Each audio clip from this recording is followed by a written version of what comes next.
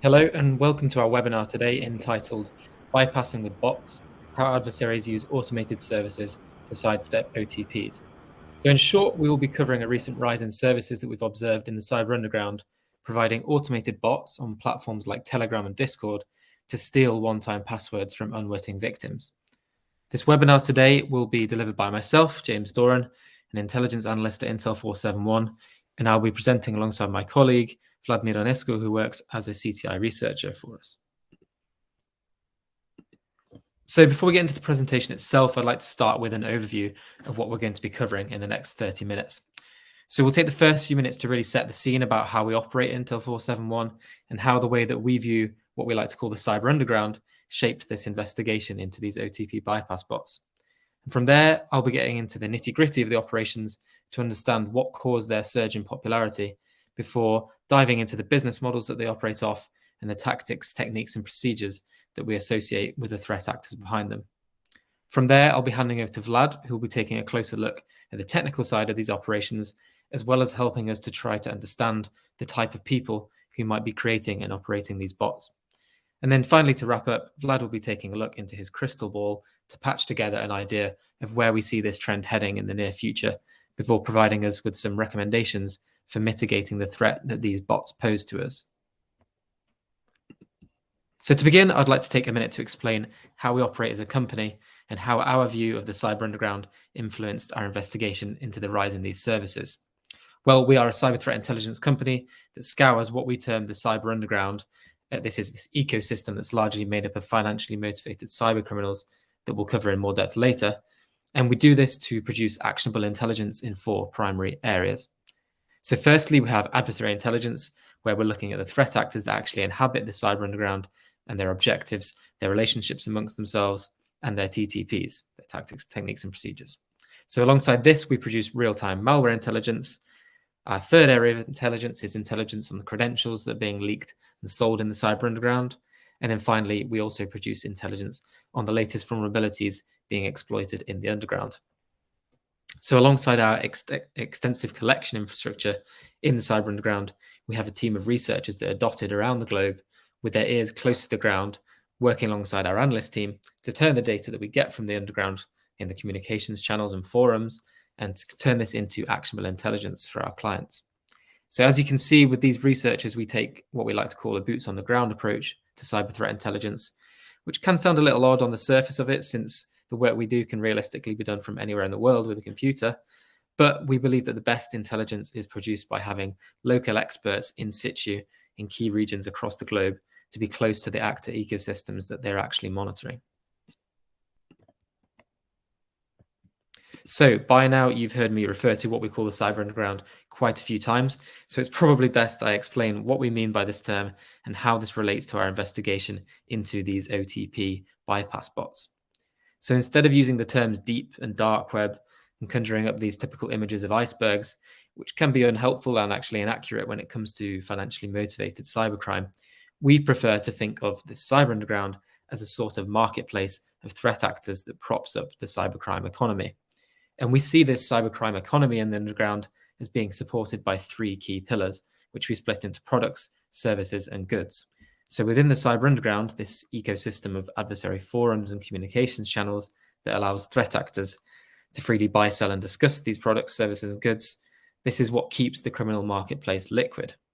So by these 3 terms, products, services, and goods, they have quite clear meanings normally, but I'd like to clarify what we mean within the cyber underground. So by products, we mean something that's been refined or developed in some way to be sold on or shared with other threat actors to serve a nefarious purpose. Typically, this is some form of code or program, so things like malware or tools which are leveraged by adversaries for illicit means. So that could be things like banking trojans, information stealers, and account checking tools.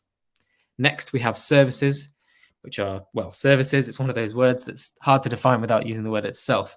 But what we mean by this here is some sort of organized system that's helping members of the cyber underground to carry out their objectives, giving them an edge. So this can be things like the OTP bypass bots that we'll be discussing today, as well as the more obvious things like ransomware as a service and infrastructure services like bulletproof hosting. Lastly, we have our goods, which from a simplistic viewpoint, goods can be seen as the commodities of the cyber underground. And these are often the exit point of a threat actor's attack lifecycle, so to speak. They allow the adversary to easily monetize their operations. Equally, goods like account credentials and network accesses can serve as a starting point too for a threat actor, as we'll see in today's examples.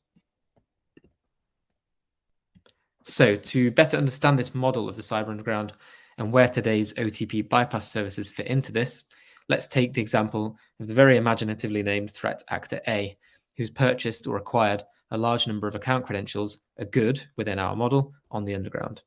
So, to take advantage of these credentials, our friend threat actor A makes use of an account checking tool acquired from another adversary in the underground. This is making use of pillar 2, products. Having run these credentials through the account checking tool, threat actor A finds some viable options for accounts which could be compromised and subsequently monetized in some manner. So this is where threat actor A runs into a blocker. The accounts they're interested in use multi-factor authentication in the form of one-time passwords as this secondary security factor. As always, our adversary turns to the self-contained marketplace that is the cyber underground to find a solution. Here we meet our third and final pillar, services, in the form of today's topic of interest, automated one-time password bypass bots. So using this service, threat actor A is able to intercept the victim's OTP and gains access to the account. From here, the actor enters the monetization or cash out phase of their operation. And again, they will make use of the infrastructure in place in the cyber underground to their financial benefit. For example, our threat actor may leverage a money laundering service on the underground to clean exfiltrated funds from a compromised bank account, or instead directly monetize their operation by acting as a network access broker if they've compromised a corporate network, for example, or simply selling on exfiltrated data such as personally identifiable information or protected health information. By viewing these OTP bypass services within this context of the cyber underground model, we can really see how the forums and communications channels that comprise the cyber underground help to create this sort of network, which almost acts as a one-stop shop for cyber criminals for every stage of a potential attack, from conception all the way to cash out. Before we take a closer look at the services themselves, we're going to discuss why this service first arose and what caused the subsequent appearance of a number of very similar services in the second half of 2021. Firstly, let's consider the purpose that one-time passwords serve. So OTPs are a form of multi-factor authentication, meaning that they provide an additional factor required to gain access to an account. Usually, account access is permitted by the use of a password, which is a knowledge factor, meaning it's something that the authorized user must know in some way in order to gain access. So here lies our first problem. Humans are extremely predictable. We use memorable passwords related to easily discoverable information, things like names, birthdays, pets, family, significant dates, and so on. Secondly, we can be pretty lazy. We reuse these passwords across multiple services. So this poor password hygiene can lead to serious problems in the wake of credentials leaks and dumps, which allow adversaries to gain access to not one, but often multiple accounts by using account checking tools. Clearly, decades of telling humans to use longer, stronger, and more unique passwords hasn't improved our password making habits. So conversely, one-time passwords offer as a secondary factor, which instead of being a knowledge factor is a possession factor, since the OTP, the one-time password, comes into the possession of the rightful account owner via SMS, a phone call, an email, or an authentication app. So when this is properly employed, this provides a great deal more security. So much so that a 2020 study by Microsoft on its enterprise accounts showed that 99.9% of compromised accounts didn't have any multi-factor authentication enabled. And for reference, accounts with MFA enabled at the time made up 11% of their total enterprise accounts.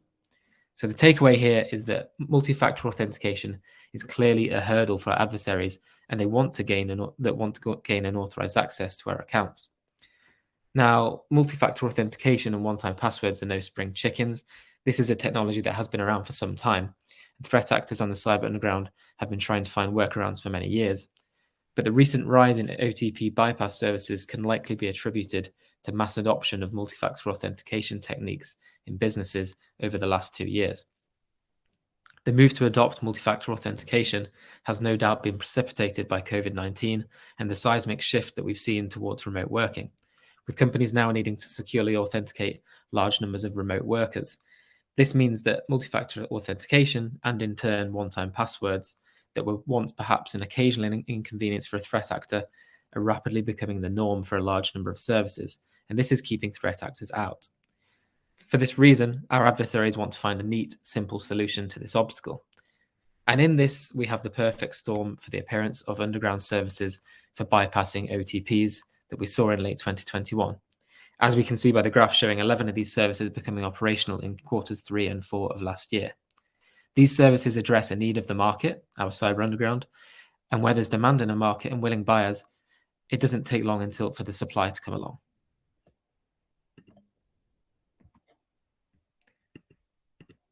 Having discussed why these OTP bypass bots came to the fore in quarters 3 and 4 of last year, it's probably about time that we delve into how exactly they function by taking a look at the most common business model we've observed and some of the associated key features. As mentioned, the majority of the services are hosted via messaging platforms, most commonly Discord, a platform mostly associated with gaming, and Telegram, a privacy-focused messaging and calls platform. The vast majority of the services worked off a subscription model in which users would pay for a daily, weekly, or monthly subscription, during which time they would have unlimited access to the service. Once signed up, the threat actor gains access to a private channel within the messaging platform, which contains the bot which handles the entire process.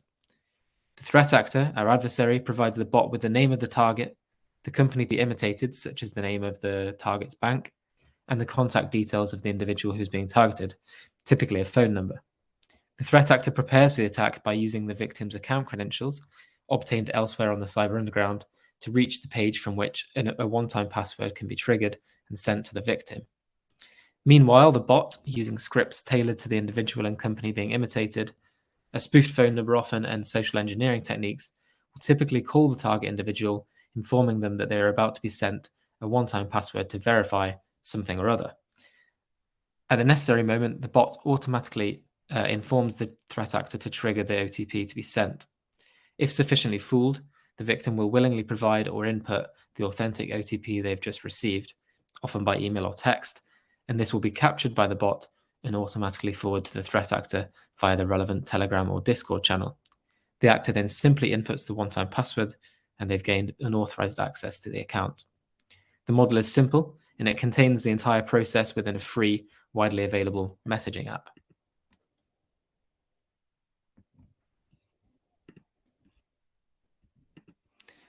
There was clearly a demand for this model, as in the months following the appearance of the first service around August 2021, we saw another 10 services appear before the end of the year, which were more or less carbon copies of this model. There were tweaks here and there with pricing, the companies they could target, geographic coverage, and so on, but generally, the concept and architecture of the scam was the same. Like in other marketplaces, this influx of providers also resulted in a downward trend in prices towards the end of the year, as providers sought to stake their claim to a chunk of the market. We observed causes for the surge in these services, which are divided between what I term overground forces and those which were created by the ingenuity of the adversaries behind the bots themselves. The overground forces are those which we've already discussed, which led to the actual necessity for these services in the first place. The mass adoption of multi-factor authentication, in part due to COVID-19 and remote working, and the increasing importance of online retail during the pandemic, which forced a solution to circumvent OTPs. Perhaps of greater interest to us are the more underground forces, how the threat actors actually build and market their services. Well, firstly, the use of highly popular platforms like Discord and Telegram greatly increases accessibility. These are easy to use, free platforms that new members of the cyber underground are likely already familiar with. Combine this with the, as you can see, very intuitive and simplistic UI for the bots, and you have a very low barrier of entry for adversaries. In keeping with the general e-commerce feel of these services, we've seen an upwards trend in providers using the e-commerce platform Celix to handle payments. Not only does this provide users with a simple and visibly legitimate way to pay, the platform also allows payments with either well-recognized providers like Stripe or more privacy-oriented solutions like Bitcoin and even Monero. Lastly, the subscription-based model ensures threat actors of a wide range of budgets and objectives can leverage the service, from a cheap one-off attack by a single threat actor to incorporating the service as part of a more sophisticated, longer-term campaign. When it comes to mapping the TTPs of the adversaries creating and using these services within a framework like MITRE ATT&CK, we come to notice that due to the nature of the services, they're actually quite limited, and notably they're essentially confined to pre-attack techniques, since adversaries use these services to achieve very varied end goals. However, by taking a closer look at these TTPs, we as analysts can actually make some interesting observations. We see that from the matrix that these services actually hinge on two key factors. Firstly, access to authentic account credentials in order to trigger the sending of the OTP to the victim in the first place. Put simply, without genuine working account credentials, the adversary hits a brick wall. While this may not sound particularly comforting, since account credentials are readily available across the cyber underground, it helps us to recognize a single point of failure in operations. And as a CTI provider that takes a proactive approach to credential intelligence, this demonstrates to us the importance of stepping outside our perimeter to go and find and repatriate compromised credentials with their rightful owners, who can then take the necessary steps to protect themselves.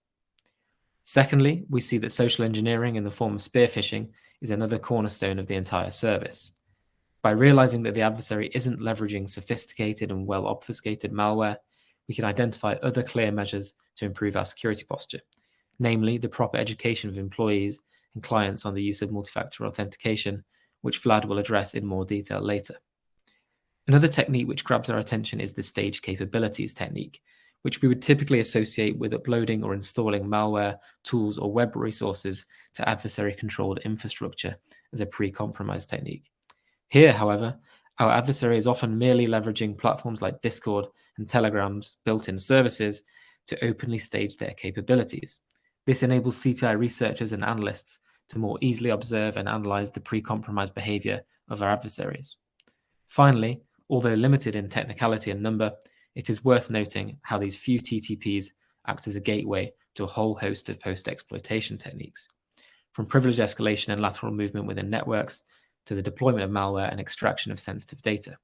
In this sense, we can see how what is a relatively rudimentary tool can expose victims to devastating consequences.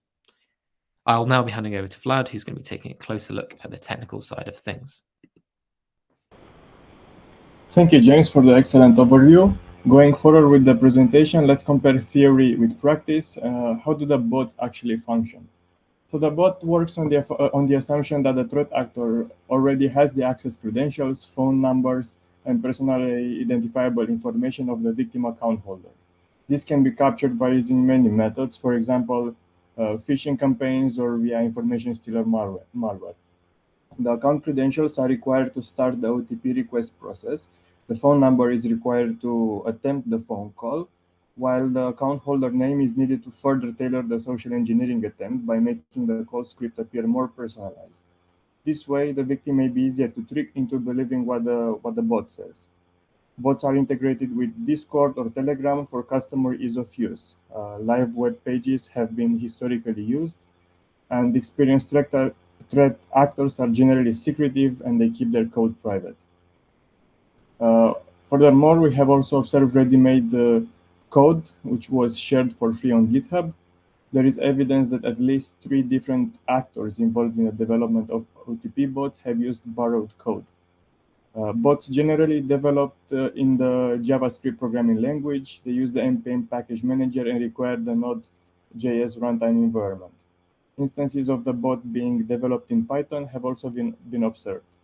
This is because Python is often easier to master and more robust, therefore it caters better to less advanced actors. Bots are also employ the use of external services such as Twilio for their voice and SMS API integration.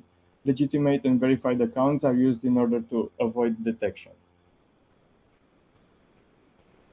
The screenshot displayed represents the user interface of the now defunct Paranox web-based OTP bot. The bot is now operated via Telegram in a very similar manner, but for visualization purposes, we have selected this image as an example. The first section requires the attacker to choose the country code and insert the phone number. The second step allows the attacker to choose the caller ID spoofing option, usually at an additional cost. The third section displays a selection of supported ready-made scripts that can be used to impact several banks, financial services, and cryptocurrency services. Bots are generally designed to target customers' financial, banking, and crypto apps and services in order to attempt to quickly monetize the compromised account. Moreover, healthcare companies, gas and oil entities, users of document issuing state registries can also be targeted in order to obtain protected health information and other sensitive data. Employees of various state or private organizations can also be targeted in order to obtain access to sensitive internal accounts which are secured with two-factor authentication. This proves the versatility of the bot and the wide spectrum of victims that can be targeted. While with the custom script option, basically any entity can be impersonated. The last section consists of three parts. The first one, a welcome message, sometimes personalized with the victim's name and even with their social security number or ID number. The second one allows an attacker to enter the code grabbing message. The third section includes an ending message, usually telling the customer that the task provided in the welcome message has been completed successfully. The custom script also requires an indication of the number of digits contained by the code in order to know what to expect from the victim. So, who is behind these services? Threat actors with varying degrees of programming experience. Inexperienced actors sometimes hire professionals to develop the service on their behalf. Threat actors that are looking to provide a high quality and long-term service. Threat actors that are willing to obtain a quick profit and possibly exit scam. So, how much does a membership cost? There are various bot membership plans. We have observed a charge per call option starting from about $2. We have observed daily membership starting from around $20 and monthly memberships starting from about $100 to $120 up to $700 for paranoids, for example. Some bots offer the caller ID spoofing option for an extra fee, but this is only on a case-by-case basis. Threat actors offering the bot in order to draw attention and to offer additional services and subsequently offer additional services in partnership with specialized actors from other fields. The screenshot provided as an example depicts an announcement made by the operator of the Yahoo's bot advertising their partner services such as bulk SMS bots, Fools and Logs shops, Methods Marketplace, US physical ID vendors, UK driving license vendors, and credit card shops. So what about future developments? Where is the trend headed? What we expect to see? A continuous extension of offered services, a possible association of actors from various fields in order to facilitate the employment of the one-stop shop model, a marketplace-like shop where the main service is offered by the owner and auxiliary services are advertised on behalf of third-party sellers in exchange for a percentage of sales. We also expect to see reliable services that will continue to expand and gather more customers. Experienced threat actors may be recruited from other fields in order to support the increase in customer numbers. More features will be added to bypass additional security measures implemented by companies. For example, the newly observed software-based authenticators that use time-based OTP and their bypass methods, such as Google Authenticator, Authy, Microsoft Authenticator, and others. We have also recently observed a new feature on some OTP bots called a PGP mode, which allowed the victim to be transferred to a human operator, impersonating a company representative by actually engaging in verbal conversation with the victim. The so-called human operator could be anyone, including the bot operator, or, if necessary, the operator's partner that may better speak the victim's language. We also expect to see a decrease in newly created OTP bots as customers opt for more reliable and trustworthy services. Mitigation recommendations.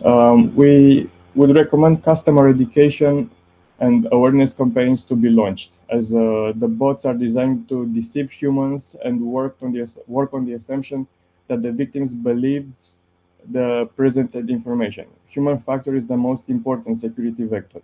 Companies should invest heavily in such campaigns, as social engineering remains a weak link in the chain of internet security, not only in account security.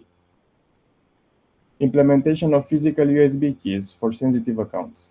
such as YubiKeys or any other physical USB-based services that require actual insertion of the physical device into the computer to complete the login process. We also recommend the use of time-based OTP codes instead of SMS and email-based OTPs from apps such as Google Authenticator, Authy, Microsoft Authenticator, even though the OTP bots were observed trying to bypass the OTPs, their success rate remained very low, as time-based OTPs are usually valid for about 60 to 90 seconds, which is generally not enough for an impersonator to attempt to call, social engineer, receive the code, and use it.